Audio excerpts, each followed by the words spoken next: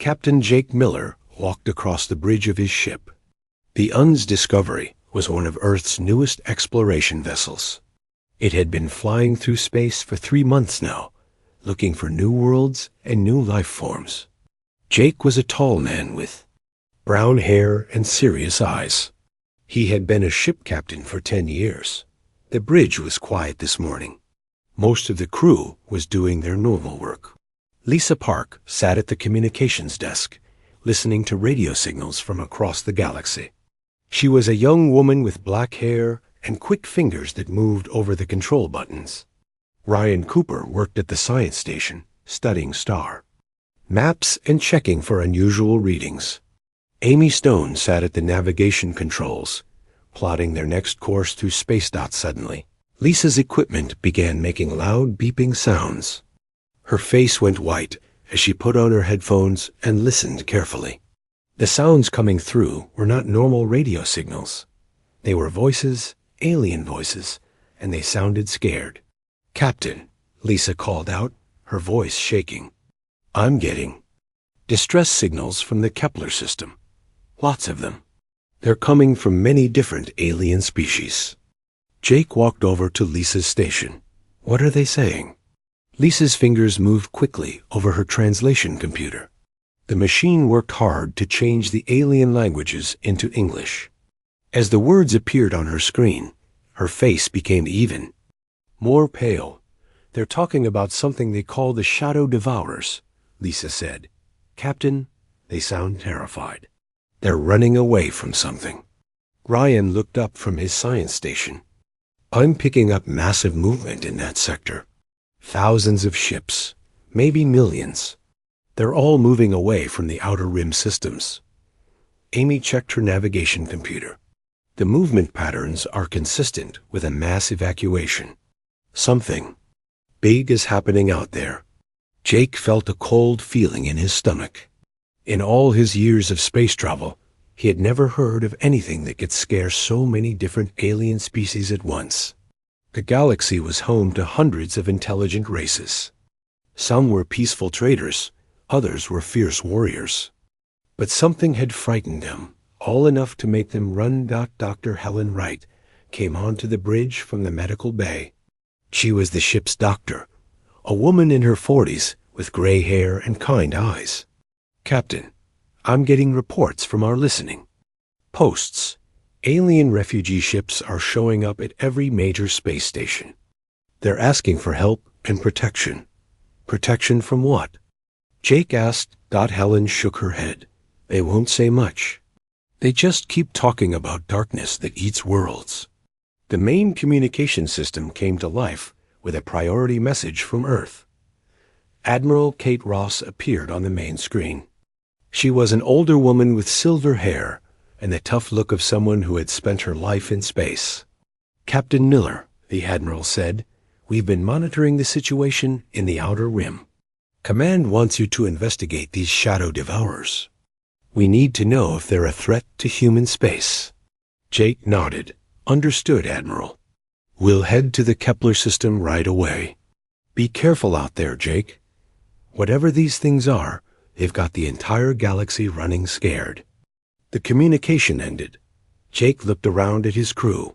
He could see worry in their eyes, but also determination.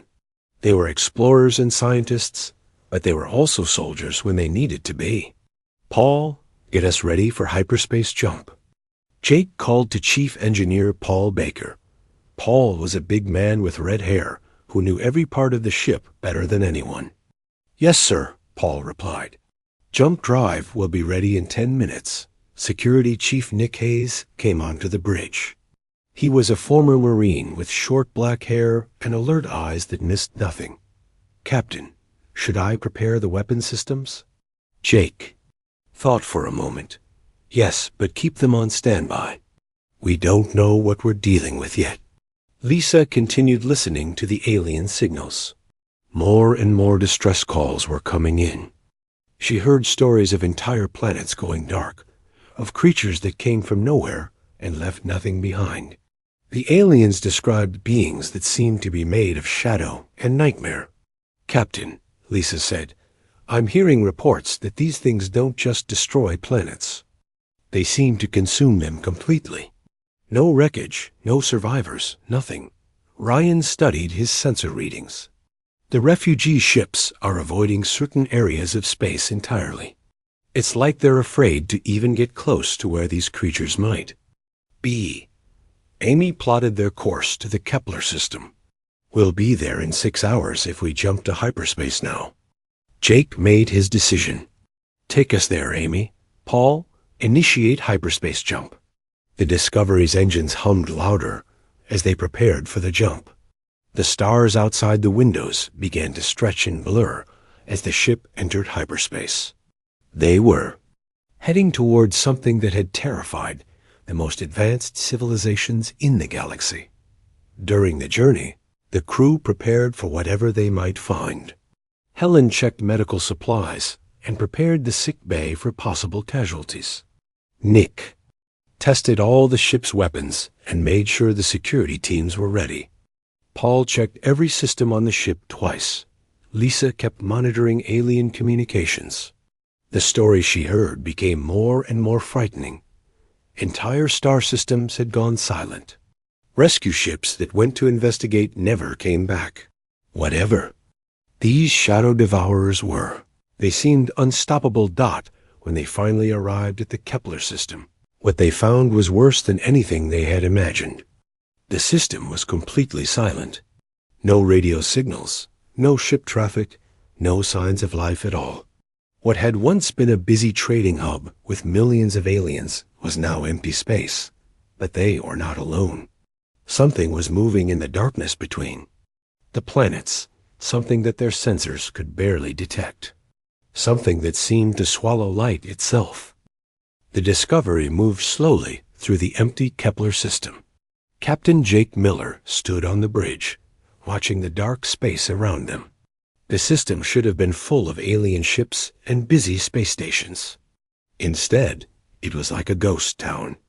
Among the stars, Susan Clark sat at the tactical station, her eyes fixed on the sensor screens. She was a young officer with blonde hair who had joined the crew only 6 months ago. Her job was to watch for any threats to the ship. Right now, her sensors showed mostly empty space, but something felt wrong. Captain, Susan said quietly, I'm getting some strange readings. There's something out there, but it doesn't show up clearly on our sensors. Jake walked over to look at her screen. The sensors showed waves and patterns that made no sense. It was like trying to see something that was barely there, something that existed but didn't want to be found. Lisa Park was still listening to alien radio signals. Most of them were old recordings now, automatic distress calls that kept repeating the same frightening messages. They're all gone, she whispered. Every alien in this system just disappeared. Dr. Helen Wright checked her medical equipment. She had been studying the crew's health during their journey to the system. What she found worried her. Captain, the crew's stress levels are higher than normal. Everyone's heart rate is up, and brain scans show unusual activity. What kind of activity? Jake asked. It's like the part of the brain that controls fear is working overtime, but we haven't seen anything scary yet. Ryan Cooper was studying the planets in the system. Each one had once been home to millions of aliens. Now they looked dead and empty. The planets are still here, but all signs of life are gone. No cities, no power sources, no communications. It's like every living thing just vanished. Amy Stone kept the ship moving slowly through the system. She was careful not to get too close to any of the planets. Something told her that was not a safe idea. Suddenly, space itself seemed to change near their ship. The stars looked different, and shadows moved where there should have been light. Susan's sensors began making warning sounds. Captain, Susan shouted. Something's approaching. Fast. On the main screen, they saw something that made everyone on the bridge stop breathing. A creature the size of a small moon was coming toward them. But it wasn't like any alien ship or space creature they had ever seen. It looked like it was made of pure darkness, with long tentacles that reached out into space. The creature moved, like it was alive, but also like it was something from a nightmare. Its body seemed to absorb light, making the space around it darker. Long arms stretched out from its center, each one longer than their entire ship. "All stop," Jake ordered. Amy quickly stopped the ship's movement. The Shadow Devourer circled around the Discovery like a shark swimming around smaller fish. It moved with purpose, like it was studying them and deciding what to do next. Lisa tried every communication method she knew. She sent radio signals, light signals, and mathematical patterns. The creature gave no response. It was like trying to talk to a living shadow. "Captain," Paul Baker called from the engineering section. "Our power levels are fluctuating. Something about that thing is affecting our ship's systems." Dr. Helen was watching her medical screens with growing alarm. The crew's fear responses are off the charts. Some people are having panic attacks. It's like this creature is making everyone terrified just by being near us. Nick Hayes had his hand on the weapons controls, but he wasn't sure what good their weapons would do against something so large and strange. "Should I fire, Captain?" Jake hesitated. The creature hadn't attacked them yet, and he didn't want to start a fight they couldn't win. "Hold your fire. Let's see what it does." The Shadow Devourer continued to circle them. Its tentacles reached out and seemed to test their ship's shields. When the tentacles touched the shields, strange things happened. The lights on the bridge flickered, and some crew members reported seeing things that weren't there. "It's like it's trying to get inside our minds," Helen said, watching our medical readings. "The crew is experiencing hallucinations and extreme fear responses." One of the creature's tentacles reached directly toward the bridge. Everyone watched in horror as it came closer and closer. The tentacle seemed to pass right through their shields as if they weren't there at all. Just as tentacle was about to touch their ship, something unexpected happened. The creature suddenly stopped. Its whole body seemed to shiver, and then it quickly pulled back. Without warning, it turned and disappeared into the darkness of space. The bridge was silent for a long moment. Everyone stared at the empty space, where the creature had been. "What just happened?" Jake asked. "Why did it run away?" Susan checked her sensors. "It's gone, Captain. Completely gone. I can't track it anywhere." Ryan ran every scan he could think of. "There's nothing different about our ship. Our shields are normal. Our weapons are normal. I don't understand why it left." Dr. Helen was studying her medical data from the encounter. "Captain, I found something interesting. While the creature was near us, most of the crew showed typical fear responses. But some crew members showed something different." "What do you mean?" "Some of our people didn't just get scared. They got angry. Their brain patterns showed aggression mixed with the fear. That's not normal for most species when they encounter something terrifying."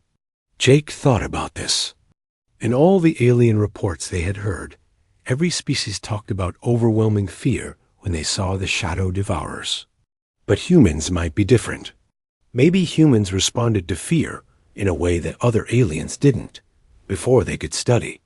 This idea more, their sensors detected another ship approaching.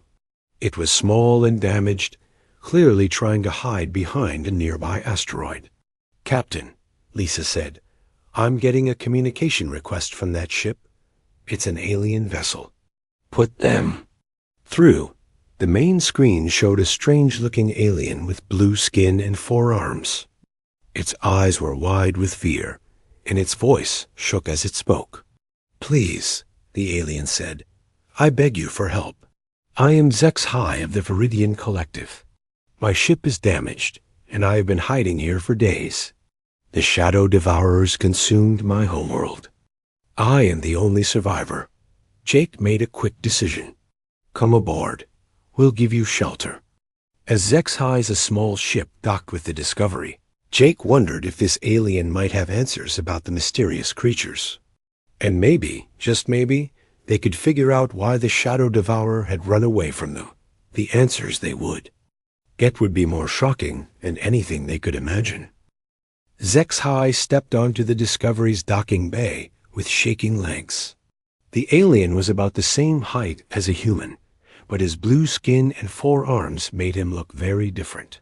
His large eyes darted around nervously, as if he expected danger to appear at any moment. Dr. Helen Wright was waiting in the docking bay with a medical team. She quickly scanned HFY with her medical equipment. "He's exhausted and malnourished, but otherwise healthy," she reported to Captain Jake Miller. Through her communicator, Jake arrived at the docking bay with Security Chief Nick Hayes. Even though HFY seemed harmless, they couldn't be too careful. The alien's ship was tiny and clearly damaged from some kind of attack. "Thank you for saving me," HFY said in slightly broken English. "I have been alone for so long. I thought I would die in that asteroid field." "You're safe now," Jake assured him. "Let's go to the conference room where we can talk." A few minutes later, the senior crew gathered in the main conference room. HFY sat at one end of the table, still looking nervous. His 4 hands moved constantly, a sign that his species did when they were worried. "Tell us about the Shadow Devourers," Jake said gently. "We need to understand what we're dealing with." HFY's large eyes became even wider. "You have seen them and lived?" "That is ... That is impossible. No one survives an encounter with the Devourers." "We had a close call," Jake admitted. "One of them approached our ship, but then it suddenly left. We don't know why." The alien leaned forward in his chair. "They left without attacking? In all my people's history, that has never happened before." Ryan Cooper activated a holographic display showing star maps of the galaxy. "Can you show us where the Shadow Devourers first appeared?" HFY pointed to a section of the outer rim with one of his 4 hands. "It started here, 3 galactic cycles ago. That's about 6 Earth years. The first reports came from the mining worlds in the Zarian sector. Lisa Park had been recording everything HFY said." "What exactly happened to those worlds?" "They went dark," HFY said, his voice becoming very quiet. "First, the communication stopped. Then rescue ships went to investigate. They never came back. When long-range sensors finally got clear images of the system, the planets were still there, but everything living was gone." Amy Stone studied the star charts. "The pattern of attacks shows they're moving inward from the rim toward the galaxy's center." "Yes," HFY agreed. "They consume everything in their path. Planets, space stations, ships, people. Nothing can stop them.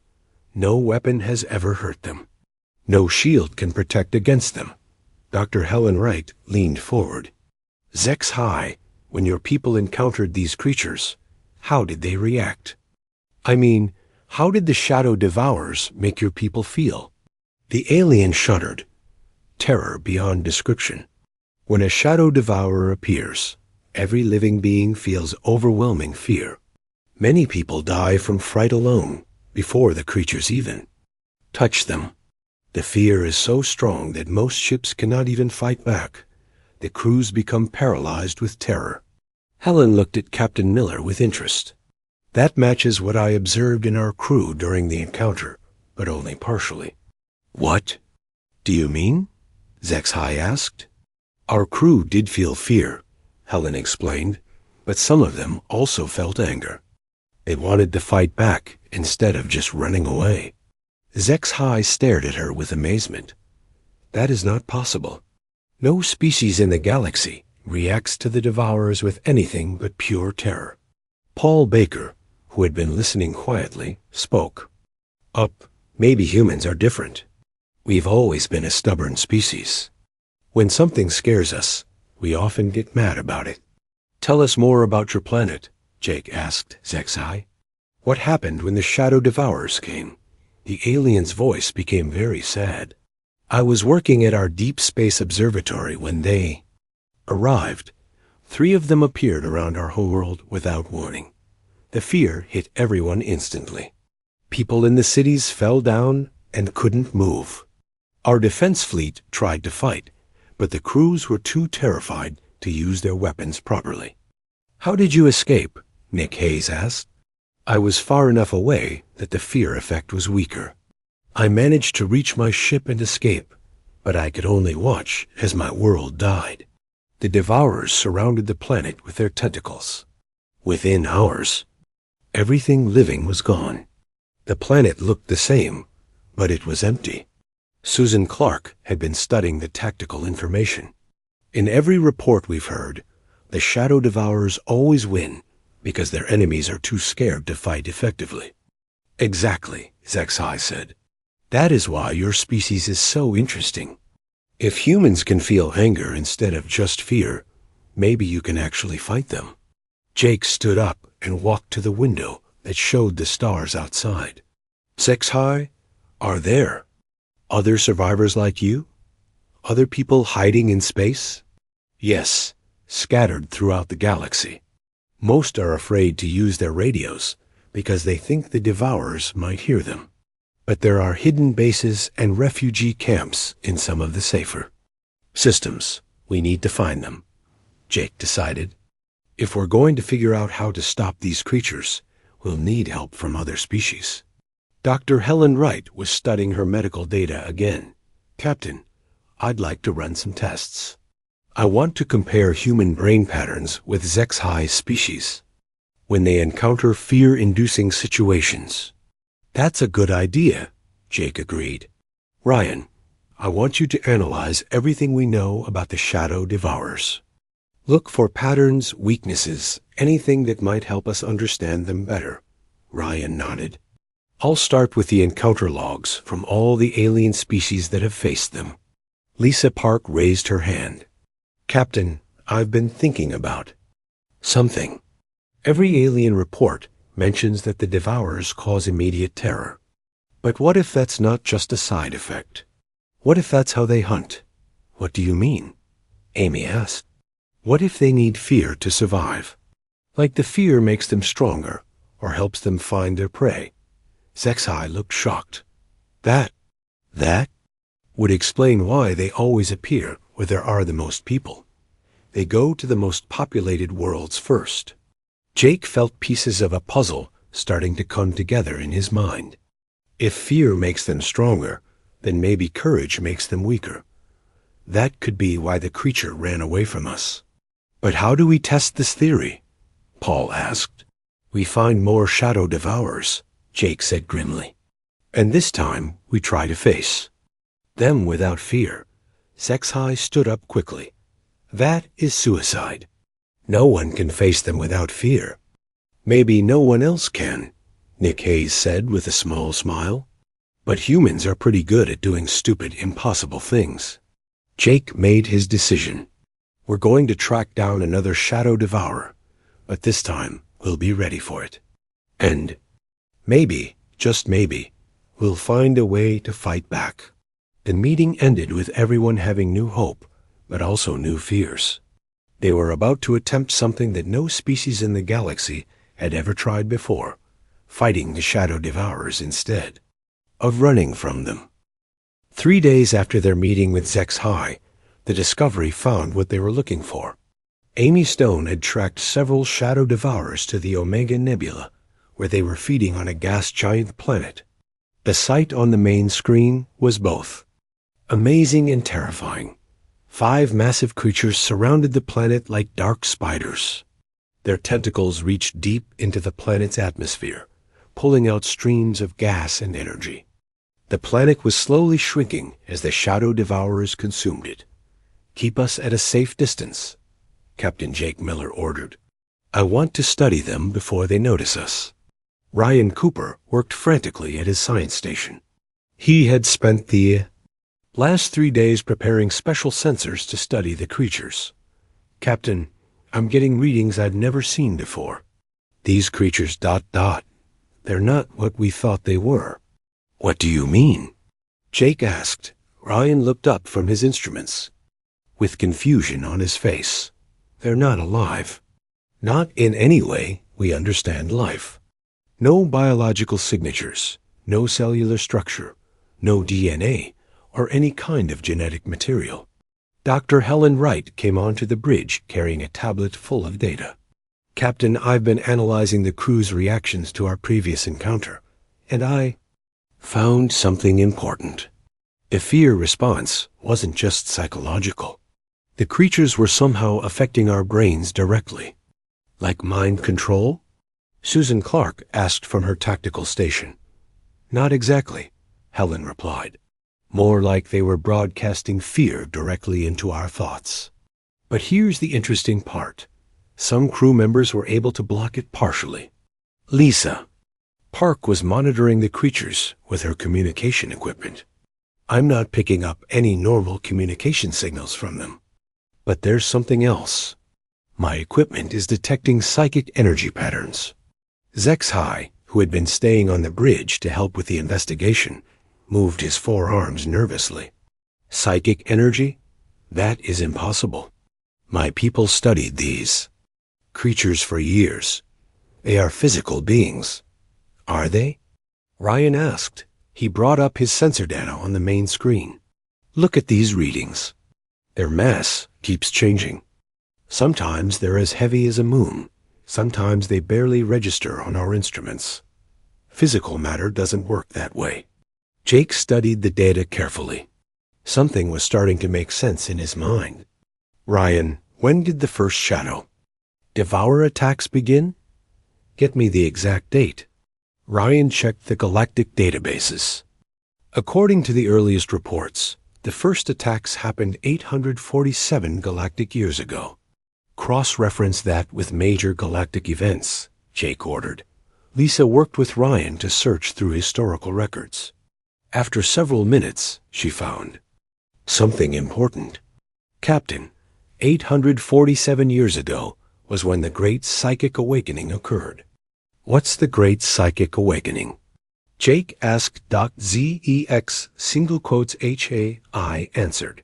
It was when most of the galaxy's intelligent species developed telepathic abilities.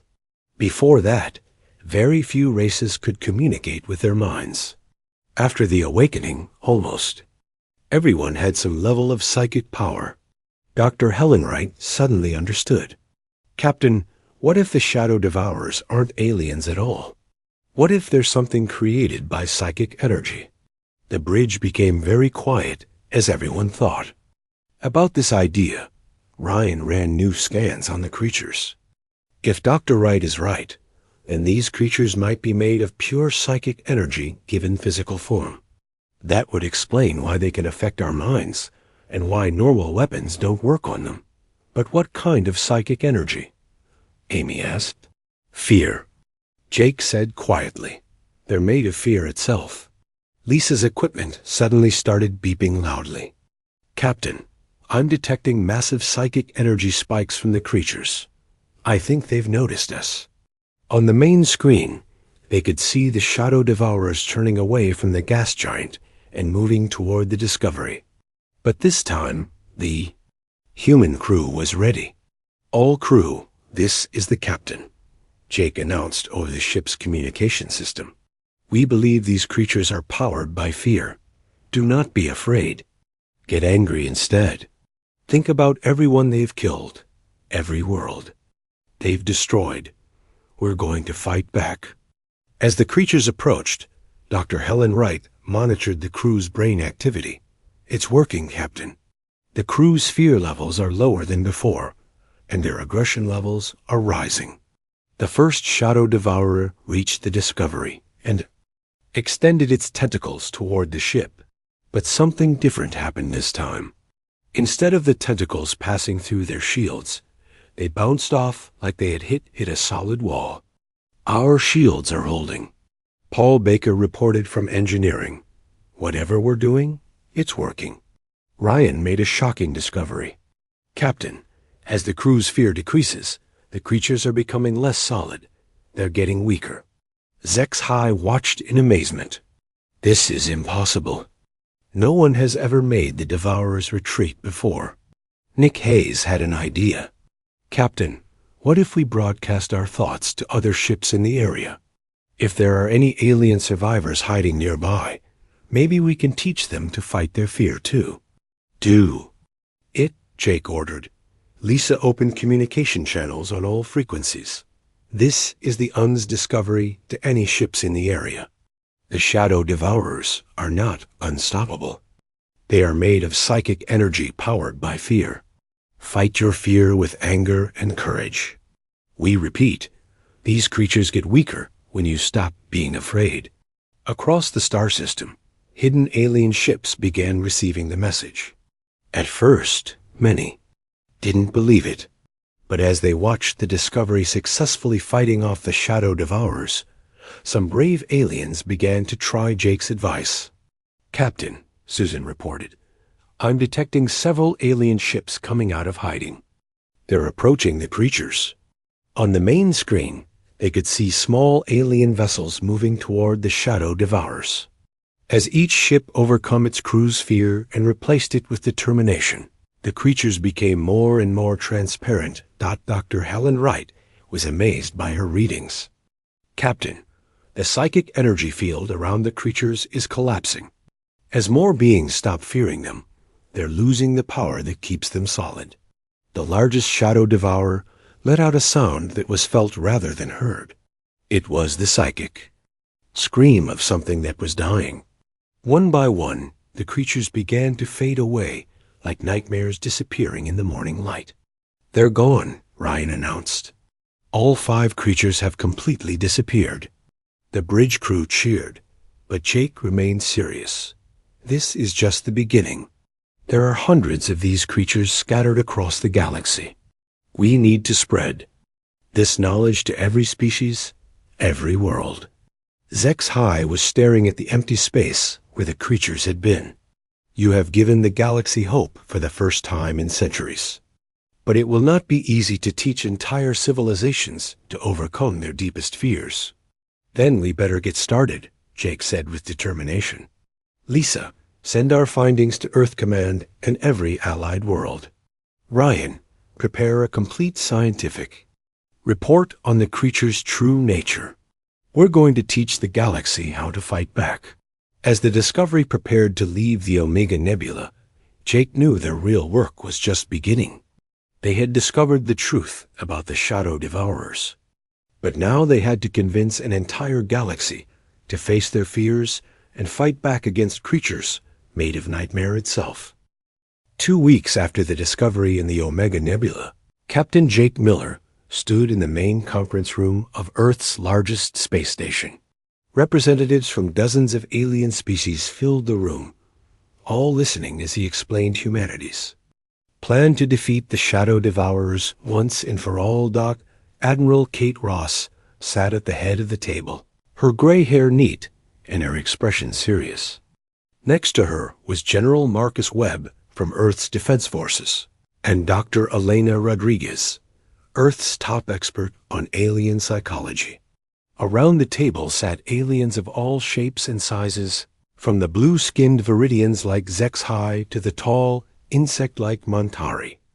The plan is simple, Jake explained, standing next to a large holographic display. We form mixed crews with humans and aliens working together. The humans help the aliens overcome their fear, while the aliens provide local knowledge and additional ships. A tall alien with green skin and 6 eyes spoke up.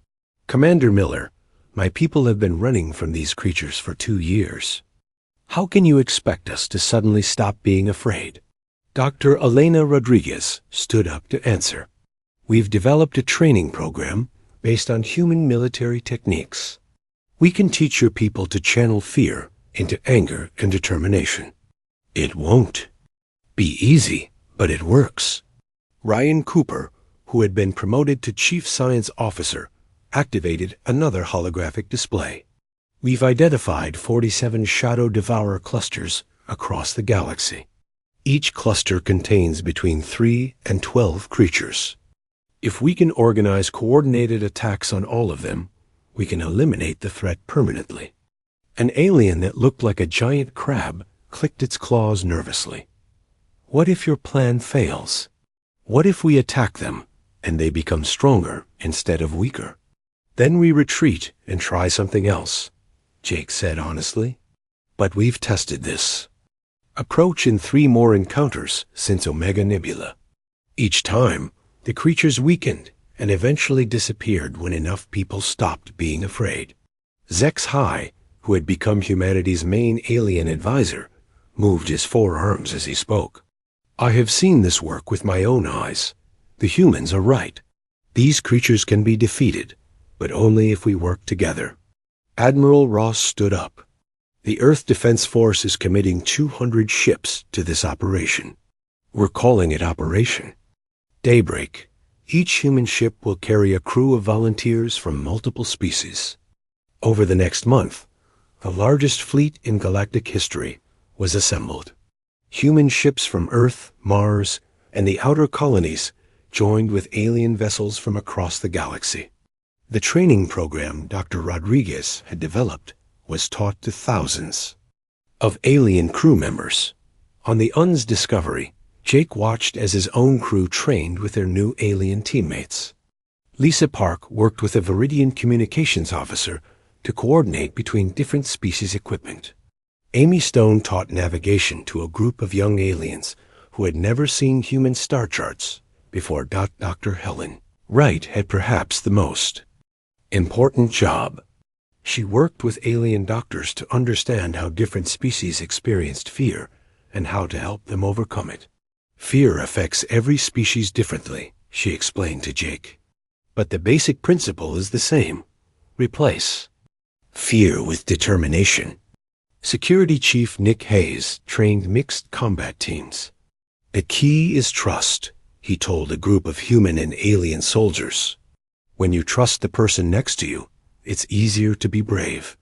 Paul Baker worked with alien engineers to modify ship systems. They discovered that human emotional control techniques could be enhanced with alien technology, making it easier for crews to maintain courage during battle. The final training exercise took place near Jupiter. 100 ships practiced coordinated maneuvers while their crews used anti-fear techniques. Some aliens still had trouble, but most were learning to control their terror responses. It's time, Admiral Ross announced during the final briefing. Intelligence reports show Shadow Devourer activity is increasing. If we wait much longer, they'll consume even more worlds. The Great Fleet split into 47 task forces, each heading to a different cluster of Shadow Devourers. Jake commanded Task Force Alpha, which included the Discovery, and 12 other ships crewed by humans, Viridians, Montari, and several other species.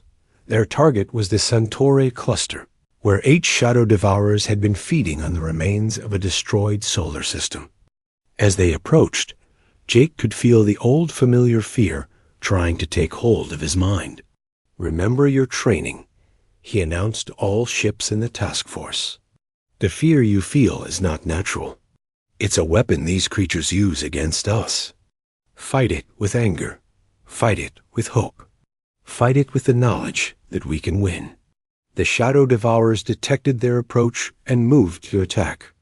They were even larger than the ones Jake had seen before, their dark tentacles reaching across space like the arms of giant spiders. All ships maintain formation, Jake ordered. Do not let fear control you. Dr. Helen Wright monitored the psychic readings from all ships in the task force. Fear levels are manageable, Captain. The training is working. As the battle began, something amazing happened. The alien crews, who had been terrified of Shadow Devourers for generations, fought alongside the humans with growing confidence. Each time someone overcame their fear, the creatures became a little weaker. Target the largest one first, Jake ordered. Concentrate all fire. The combined fleet fired every weapon they had at the biggest Shadow Devourer. But more importantly, every crew member focused their thoughts on victory instead of defeat, on hope Instead of despair, the creature began to fade, its dark form becoming transparent. With a psychic scream that was felt across the entire cluster, it disappeared completely. 1 down, 7 to go, Jake announced. The battle continued for 2 hours. One by one, the Shadow Devourers weakened and vanished as the combined fleet maintained their courage and determination. When the last creature faded away, the task force erupted in cheers. Similar battles were taking place across the galaxy. Reports came in from other task forces. Victories in the Andromeda Sector, the Outer Rim, the Galactic Core. Some battles were harder than others, and a few ships were lost, but the plan was working. Lisa Park received the final reports from all 47 task forces. "Captain," she announced with excitement in her voice, "Operation Daybreak is complete. All Shadow Devourer clusters have been eliminated." The bridge of the Discovery erupted in celebration. Humans and aliens hugged each other, cheering and crying with relief. After years of terror, the galaxy was finally free, but Jake knew the real victory was bigger than just defeating the creatures. "We didn't just destroy the Shadow Devourers," he told his crew. "We proved that different species can work together when they face their fears." In the weeks that followed, amazing changes swept across the galaxy. Species that had been enemies for centuries began working together. The shared experience of facing the Shadow Devourers had created new friendships and alliances. Zexhai was appointed as the first ambassador of the new Galactic Defense Coalition. "Humans taught us that fear is not something to run from," he said during the founding ceremony. "It is something to overcome together." Dr. Helen Wright established training centers on dozens of worlds, teaching alien species the human techniques for managing fear and stress. Her methods became known as courage therapy and helped millions of beings live better lives. Ryan Cooper led scientific expeditions to study the areas where Shadow Devourers had once lived. They found that these regions of space were slowly healing, as if the removal of so much concentrated fear was allowing positive energy to return. The Discovery became the flagship of the new Galactic Exploration Service. Jake continued to command her, but now she carried mixed crews on missions of discovery and friendship instead of war. 6 months after Operation Daybreak, Jake stood on the bridge as they approached a previously unknown star system. The crew around him included humans, Viridians, Mantari, and members of several other species, all working together as friends. "New worlds to explore, new friends to meet," Amy Stone said as she plotted their course into the system. "And no more monsters hiding in the dark," Lisa Park added with a smile. Jake looked out at the stars ahead and felt something he had never experienced before in his years of space. Travel, complete peace of mind. The galaxy was no longer a place of fear and terror. It was a place of hope and endless possibilities. The age of monsters was over. The age of friendship had begun. Years later, when children across the galaxy learned about the Shadow Devourers in their history classes, they would always hear the same lesson, that the greatest monsters are often the fears we create in our own minds. And that courage shared with friends can overcome any darkness. The humans had given the galaxy more than just victory over the Shadow Devourers. They had given every species the knowledge that fear itself could be conquered, and that together there was nothing they could not face. Captain Jake Miller and the crew of the Annes Discovery continued their voyages among the stars, knowing that they had helped create a galaxy where all beings could live without fear, and where the light of hope would never again be threatened by creatures born from nightmare. The Shadow Devourers were gone forever, but the courage that had defeated them would live on in the hearts of every being who dared to face their fears and choose hope over despair.